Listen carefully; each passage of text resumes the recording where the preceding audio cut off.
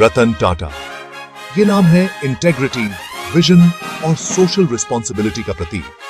उन्होंने टाटा ग्रुप को एक ग्लोबल जायंट बना दिया, लेकिन वो हमेशा ह्यूमिलिटी और एम्पैथी से भरे रहे। उनकी life story values driven leadership का एक एग्जाम्पल है। रतन टाटा का सफर सिर्फ बिजनेसेस बनाने का नहीं है, ये तो एक बेहतर दुनिया बनाने का सफर है। टाटा ट्रस्ट के जरिए उन्होंने अनगिनत जिंदगियों को छुआ है। उन्होंने एजुकेशन, हेल्थ केयर और गरीबी दूर करने के लिए हमेशा आवाज उठाई है। उनका इंपैक्ट बोर्ड रूम से कहीं आगे तक है। उनकी जिंदगी हमें सिखाती है कि सक्सेस सिर्फ प्रॉफिट्स के बारे में नहीं है, बल्कि पर्पस और डिफरेंस बनाने के बारे में है। रतन टाटा के बचपन ने उनके चरित्र और मूल्यों को आकार देने में महत्वपूर्ण भूमिका निभाई। प्रसिद्ध टाटा परिवार में जन्मे, उन्होंने बचपन से ही सामाजिक जिम्मेदारी का महत्व देखा। इस विरासत ने युवा रतन को बहुत प्रभावित किया। हालांकि उनका प्रारंभिक जीवन चुनौतियों के बिना नहीं था। उन्होंने कम उम्र में ही अपने माता पिता के अलग होने का दर्द सहा। इस अनुभव ने उनमें सहानुभूति और दृढ़ता की गहरी भावना पैदा की। अपने पालन पोषण के विशेषाधिकारों के बावजूद रतन टाटा विनम्र बने रहे। उन्हें विनम्रता और कड़ी मेहनत का मूल्य सिखाया गया था। शुरुआत में ही इंस्टिल्ड ये वैल्यूज उनकी लीडरशिप स्टाइल की आधारशिला बनेंगे।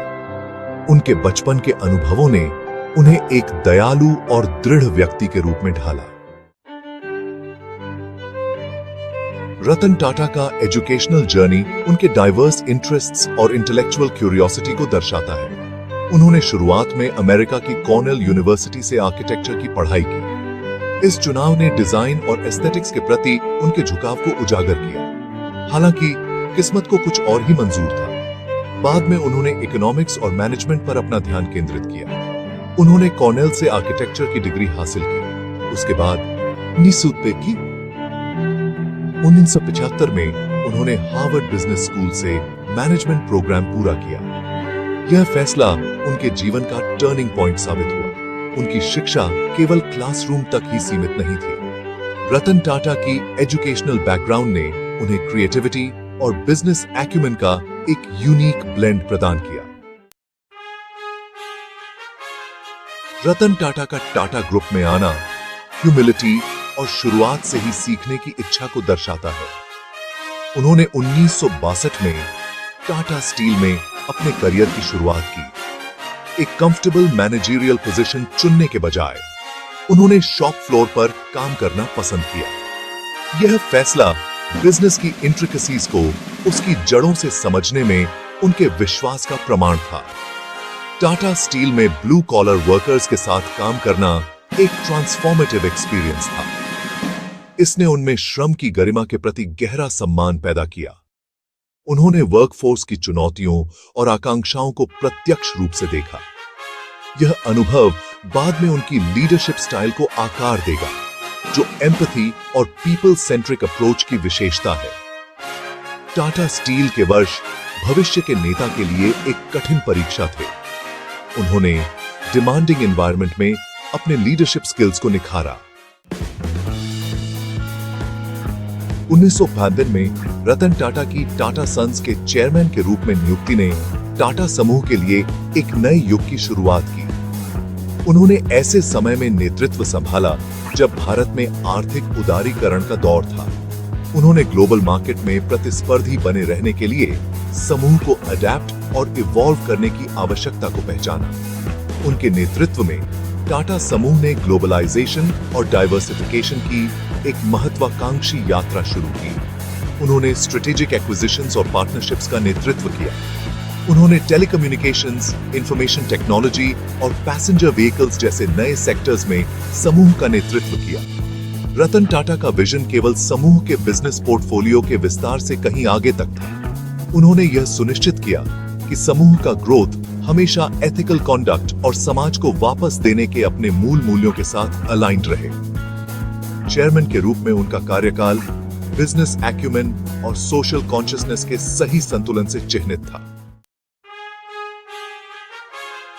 रतन टाटा की सबसे महत्वाकांक्षी पहलों में से एक टाटा नैनो का डेवलपमेंट था।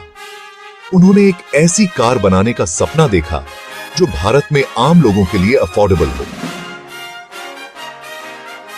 यह सपना लाखों परिवारों को सुरक्षित और रिलायबल ट्रांसपोर्टेशन प्रदान करने की उनकी इच्छा से प्रेरित था, जो टू व्हीलर्स पर निर्भर थे। 2008 में लॉन्च की गई टाटा नैनो इनोवेशन और सोशल इम्पैक्ट के प्रति रतन टाटा की प्रतिबद्धता का प्रमाण थी। आश्चर्यजनक रूप से कम कीमत वाली इस कार ने दुनिया का ध्यान खींचा। हालांकि नैनो को मार्केट में अपनी चुनौतियों का सामना करना पड़ा, लेकिन यह रतन टाटा के विजन और डिटर्मिनेशन का एक शक्तिशाली प्रतीक बनी रही। इसने ऑटोमोटिव इंडस्ट्री में लीक से हटकर सोचने और कन्वेंशनल नॉर्म्स को चुनौती देने की उनकी क्षमता का प्रदर्शन किया। नैनो सोशल इनोवेशन के प्रति उनकी प्रतिबद्धता की एक शक्तिशाली याद दिलाती है। तर्ककथा। रतन टाटा के फिलैंथ्रोपिक एंडेवर्स उनके डीप रूटेड कंपैशन और सोशल जस्टिस में विश्वास का प्रमाण है। वह कम्युनिटीज को अपलिफ्ट करने के लिए एजुकेशन, हेल्थ केयर और पॉवर्टी एलिविएशन की शक्ति में दृढ़ता से विश्वास करते हैं। टाटा ट्रस्ट के माध्यम से इन कॉजेज में उनका योगदान अद्वितीय है। उनके मार्गदर्शन में ट्रस्ट्स ने अपनी पहुंच और प्रभाव का विस्तार किया। उन्होंने रूरल डेवलपमेंट, वाटर कंजर्वेशन और डिजास्टर रिलीफ जैसे विविध क्षेत्रों में पहलों को फंडिंग दी। रतन टाटा का फिलैंथ्रोपी केवल चेक्स लिखने के बारे में नहीं है, यह उन कॉजेज के साथ एक्टिवली एंगेज करने के बारे में है जिनका वह समर्थन करते हैं। उनका hands on approach under privileged लोगों के जीवन में एक ठोस बदलाव लाने की उनकी वास्तविक इच्छा को दर्शाता है। फिलैंथ्रोपी के प्रति उनकी प्रतिबद्धता दुनिया भर के बिजनेस लीडर्स के लिए एक प्रेरणा है। 2012 में टाटा सन्स के चेयरमैन के पद से सेवानिवृत्त होने के बाद भी रतन टाटा भारतीय बिजनेस लैंडस्केप में एक प्रमुख व्यक्ति बने हुए हैं। वह इनोवेशन और एंटरप्रेन्योरशिप को बढ़ावा देने में सक्रिय रूप से शामिल रहे हैं। स्टार्टअप्स में उनके व्यक्तिगत निवेश, खासकर टेक्नोलॉजी सेक्टर में, भविष्य को आकार देने के लिए युवा दिमागों की शक्ति में उनके विश्वास को दर्शाते हैं। रतन टाटा के इन्वेस्टमेंट पोर्टफोलियो में कंपनीज की एक विस्तृत श्रृंखला शामिल है। उन्होंने आर्टिफिशियल इंटेलिजेंस, रिन्यूएबल एनर्जी और ई कॉमर्स जैसी कटिंग एज टेक्नोलॉजीज पर काम करने वाली कंपनियों का समर्थन किया है। उनके निवेश केवल फाइनेंशियल रिटर्न्स के बारे में नहीं है, वे इनोवेशन को नर्चरिंग करने और यंग एंटरप्रेन्योर्स का समर्थन करने के बारे में है। स्टार्टअप इकोसिस्टम के साथ उनकी निरंतर एंगेजमेंट ने उन्हें इंडियाज स्टार्टअप गॉडफादर का खिताब दिलाया है। वह भारतीय बिजनेस वर्ल्ड में एक ऐसी ताकत बने हुए हैं जिनसे रेकन्ड किया जाता है। रतन टाटा के सबसे एंडियरिंग गुणों में से एक है उनकी विनम्रता।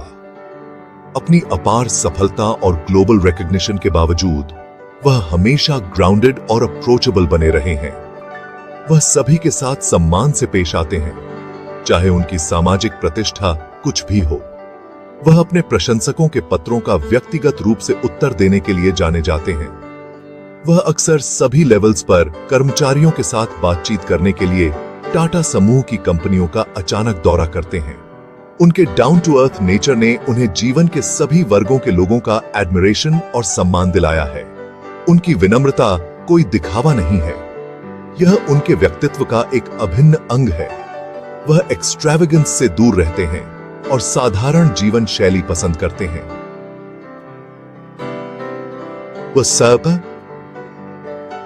वह उदाहरण के तौर पर नेतृत्व करने और यह प्रदर्शित करने में विश्वास करते हैं कि सच्चा नेतृत्व सेवा के बारे में है, स्टेटस के बारे में नहीं। रतन टाटा की विनम्रता अक्सर दिखावटी बिजनेस की दुनिया के विपरीत है। रतन टाटा का जीवन और विरासत दुनिया भर में लाखों लोगों को इंस्पायर करती रहेगी। वह कड़ी मेहनत, दृढ़ संकल्प और मूल्यों के प्रति अटूट प्रतिबद्धता के माध्यम से क्या हासिल किया जा सकता है, इसका एक शाइनिंग एग्जाम्पल है। उनकी कहानी एस्पायरिंग एंटरप्रेन्योर्स, अनुभवी बिजनेस लीडर्स और दुनिया पर सकारात्मक प्रभाव डालने का प्रयास करने वाले किसी भी व्यक्ति के साथ रेजोनेट करती है। वह हमें सिखाते हैं कि सफलता केवल प्रॉफिट्स के बारे में नहीं है, यह पर्पस के बारे में है। यह दुनिया को एक बेहतर जगह बनाने के लिए अपने स्किल्स और रिसोर्सेज का उपयोग करने के बारे में है। वह हमें दिखाते हैं कि बिजनेस वर्ल्ड में इंटेग्रिटी, कंपैशन और एम्पैथी ताकत है। रतन टाटा की विरासत टाटा समूह से कहीं आगे तक फैली हुई है। उनका जीवन एक व्यक्ति की दुनिया में बदलाव लाने की शक्ति का प्रमाण है।